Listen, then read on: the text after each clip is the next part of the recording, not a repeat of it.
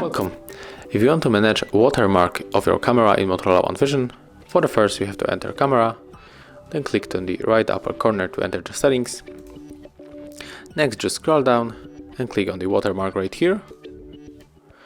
And let's turn it on with the switcher. And as you can see, when we take a photo, it will appear on our photos, but we can change it. We can add our name here. So I will type right here the hard reset, click on this button, and when we take a photo, it will look like that. Of course, you can turn it off and just leave only the marker with the Motorola One Vision. Thank you guys for watching. Leave thumbs ups, comments, and of course subscribe to our channel.